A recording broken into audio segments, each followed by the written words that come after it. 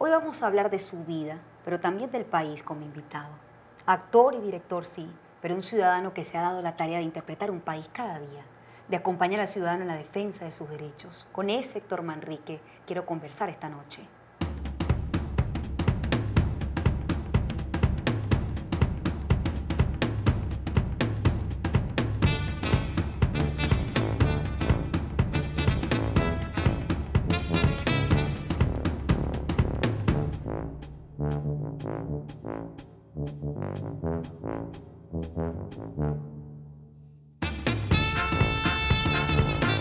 Héctor Manrique es mi invitado esta noche. Héctor, buenas noches y bienvenido. Gracias, querida, gracias. Bueno, es un momento difícil. Estamos grabando hoy jueves, un momento en el que el país está estremecido con la muerte. La muerte no, el asesinato. Hay que Sí, poner las los palabras en su lugar. calificativos Sí, exactos. Sí. el asesinato de Miguel Castillo, un joven de tan solo 27 años. Y cuando pensé en hacerte esta entrevista, dije, oye, Héctor tiene 2 hijas, Maura y Manuela. Pregunta. ¿Te preocupa el futuro de ellas? Absolutamente, creo que es la angustia diaria de muchos venezolanos, ¿no? Ya para mí, que he pasado los 50 años, sé que pasé mucho más de la mitad del camino de mi vida, ¿no? Pero mis hijas no. Creo que lo que yo hago, o procuro hacer casi diario en mi vida, tiene mucho que ver con ellas. Y me preocupa muchísimo la vida de ellas, ¿me entiendes? Y creo que mi compromiso con el país, con el futuro, con intentar construir un país habitable, fundamentalmente por ella, fundamentalmente por los hijos de ella, porque no me gustaría que se fueran de un país al que amo, un país al que viví de una manera distinta, un país al que venía la gente a vivir porque valía la pena vivir en él. Y creo que cualquier esfuerzo que uno pueda hacer porque ese país se recupere, yo estoy dispuesto a hacerlo, ¿no? Háblame de esa Venezuela, Héctor, la Venezuela de tu infancia, de tu juventud. Bueno, mira, yo puedo decir que yo tuve una juventud feliz, entendiendo que para un joven la libertad es parte de su plenitud. Yo puedo decirte que inclusive tuve una niñez compleja porque mi padre estuvo preso los primeros 5 años de mi vida. Mi padre fue diputado del Partido Comunista. Es decir, yo tuve que vivir un año fuera del país porque nos votaron, lo votaron a él y nos fuimos nosotros, pues exiliados. Viví un año en Rusia. Pero eso no, digamos, cuando nosotros regresamos, que ya estamos hablando, yo tenía 6, 7 años, era verdaderamente un país pleno, ¿me entiendes?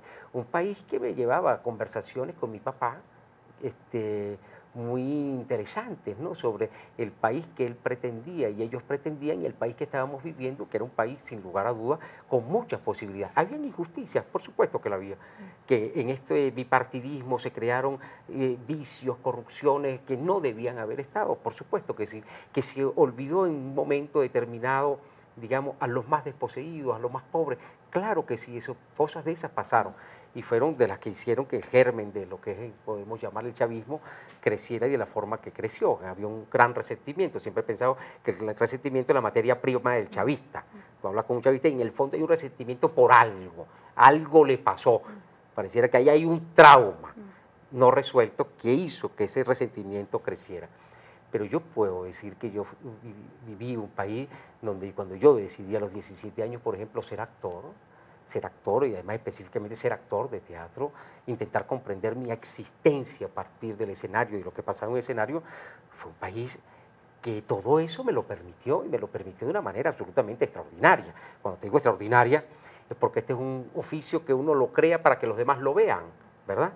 Entonces uno también aprende mucho viéndolo. Y yo en Venezuela pude ver a los mejores grupos de teatro del mundo, por ejemplo, Tu padre porque era, venían acá. como Sí. dices, comunista. ¿Cómo se forma un hijo de un comunista? Yo lo primero que tengo que decir, y lo digo con enorme admiración, es que mi padre nunca metió la política en la casa. Eso es una cosa que yo le respeto y le agradezco enormemente, ¿me entiende? Si bien hablábamos de lo político, mi padre además fue un hombre que se desencantó de eso, vamos a estar claros. Inclusive podría decirte que la primera persona que yo conozco que cuestionó la aparición, por ejemplo, en el golpe de Estado de Chávez, fue mi padre. O sea, no le gustó nada de eso. Mi padre es una de esas personas que tuvo una reconversión, incluso después llegó a tener una empresa muy exitosa, y entonces un hombre que nunca lo he sentido como un hombre dogmático. A mí me maravillaba, y me maravilla, porque mi padre está vivo, su capacidad para discutir con personas que tienen pensamientos totalmente distintos. Creo que de eso Sí, he no había aprendido. un pensamiento único en casa, No, ni la no, intención todo de lo imponer un contrario, pensamiento no, único. no, no, no. Y mi madre mucho más. Mi madre era una persona que yo siento que creo que es la persona que yo más he admirado en mi vida, ¿no? Por su arrojo, por su lucha, por su capacidad de trabajo. Pero además de eso, porque era un iconoclasta. Mi madre contradecía todo, por llevar la contraria. Y eso era muy estimulante, porque creaba ahí mismo un foco de discusión, de conflicto, de pensamiento, en que lo obligaba a uno a defender sus ideas. De verdad que en ese sentido yo sentía ahí una casa donde a nadie le imponían nada.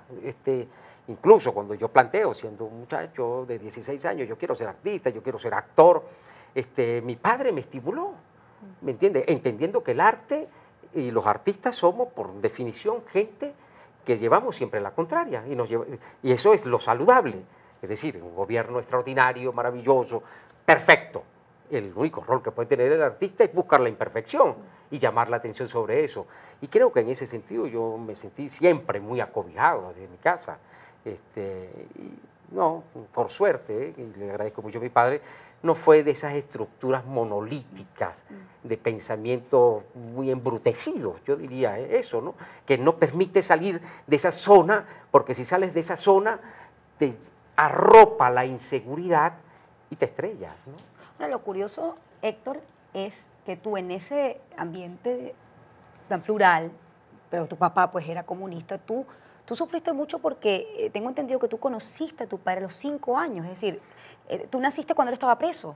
Yo nací exactamente como 2 meses antes de que él entrara en prisión. Yo además nací en España, mi papá en ese momento estaba en Italia. Es decir, yo conozco a mi padre estando en prisión.